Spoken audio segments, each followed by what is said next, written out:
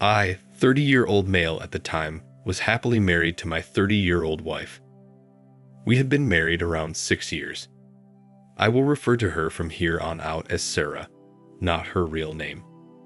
We traveled, ate together, and spent time together basically every night for the first 6 years of the marriage.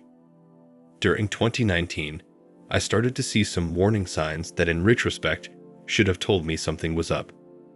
In early 2019, I had to be out of town for work, a conference. The first time that I had ever been gone overnight from home without her. She immediately suggested that her friend might come over and even stay over those days.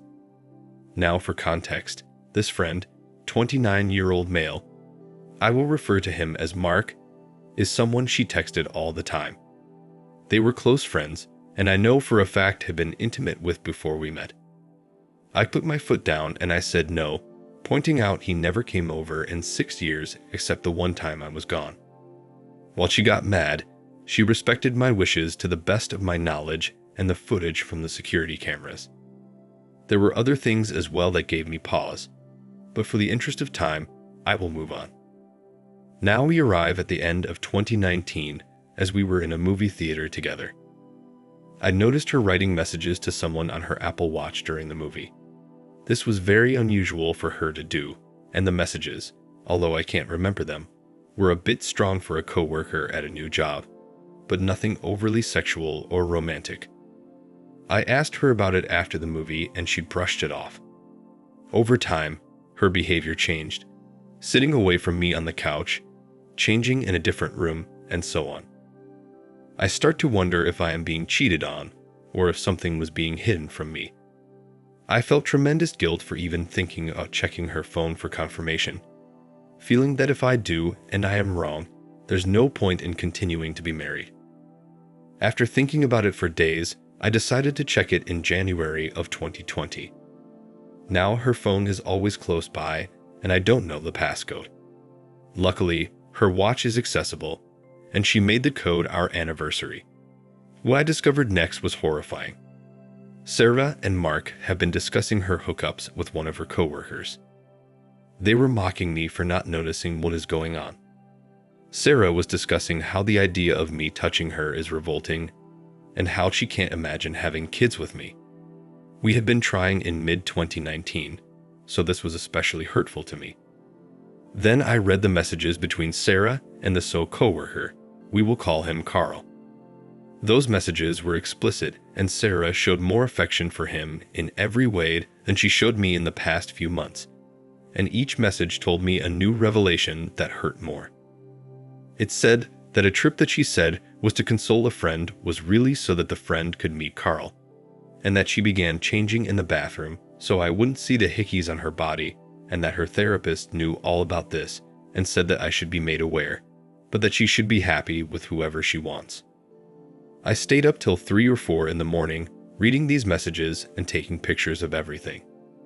I didn't sleep that night. My jaw clenched so hard all night that it caused issues for months. She left for work and I was off that day, and my first phone call was to a lawyer. I went to ask him what my options were, and what I could say to her when I confront her so as not to do or say anything illegal. I waited for her to come home, reading over the messages to confirm it wasn't the worst dream I ever had. When I confronted her, I told her what I knew without revealing I had been in her text messages. I told her I spotted the hickey.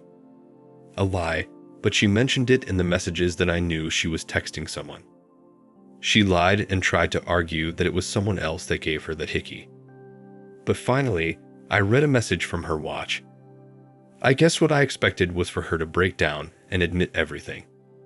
Instead, she exploded in rage that I violated her privacy. The insanity and gaslighting of trying to convince me that I was the bad guy blew me away. She stormed out of the house and disappeared for 3 days, no communication as to where she was. Till this day, I only know a small part about where she went or what she did. When she came back, she told me she wanted us to try to fix things and spend some time together. It didn't go well. I caught her sneaking off to meet with him once again, and she foolishly left the watch behind, and I could read the messages in real time. I finally told her in February 2020 that I contacted a lawyer. She insisted that she won't sign anything until we attend couples counseling. I humored it, but it went off the rails immediately. After, I explained that we were here because she had an affair, but she argued against my word choice and claimed that affair was too strong a word. She also lied about the fact that she cheated on me before Carl, the married man, something I discovered at a later date going through her watch once again. She admitted her plan was to find an apartment, then hand me papers without me ever knowing what was going on. She even tried to blame the whole affair on me using, in the therapist's view, my disagreements as proof of my cold and uncaring demeanor. She gave an example, saying I did not immediately scream at my parents for a Christmas gift she didn't like or at her parents when they playfully made fun of her. At this point, the decision was made. I needed to divorce her as she will never tell the truth. We agreed she would move out of the house, and I even helped her find an apartment. Anything to get her out of the house faster. One day in March 2020, I watched the news of the pandemic come in and all the construction work stopped. Her apartment was almost ready, but it was being renovated. Now, there was nowhere for her to go, so I was stuck in the house with her from March to June of 2020. For those wondering, she has enough legal knowledge to know that leaving would make her case harder and might still have to pay expenses. Those 3 or so months were chaos. Trying to do my job and live in a house with the person who had wronged me and ridiculed me was unbearable at times. We tried as best as we could to keep it civil and not scream at each other every time we passed each other. Imagine spending 90+ days cooking meals, passing by and seeing no one else in the world but the person who ended your marriage and broke your heart. I was essentially locking myself in a room for 8 hours, then doing yard work or working out to avoid speaking with her. She moved out for the most part in late June once the world started to open up a bit, and had all of her items out by July. Knowing that I wanted the house, she definitely manipulated the situation to her advantage to avoid her being publicly shamed. Her family, to this day, does not know what caused the divorce. She didn't tell them the divorce was happening at all until after the papers were signed, and essentially forced me to pretend we were still together until then, at which point I told her to tell her parents, or I would. They never were asking me what was the cause, although 1 or 2 did wish me well. I never felt the need to tell them, as despite the pain and gaslighting she caused, I didn't feel the need to hurt them. Her parents never wronged me. Carl and Sarah didn't last. When I found out, Carl told her to leave me and be with him, but she tried to mend our relationship and he walked away from her, so she ended up with no one. Sarah and I rarely speak now unless it's absolutely necessary, which is rare. I've wondered at times if maybe I was wrong for not quickly outing her infidelity. The people who are important to me know the truth. I also never confronted or spoke to, for that matter, Carl or Mark or her friends who knew about all of this but never warned me. As for me, I found someone who was truly a good person and have a great relationship.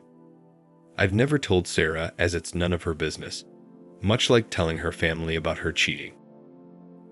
Thank you for watching. Like, comment, and subscribe if you enjoyed the video. Until next time, I'll see you again. Take care.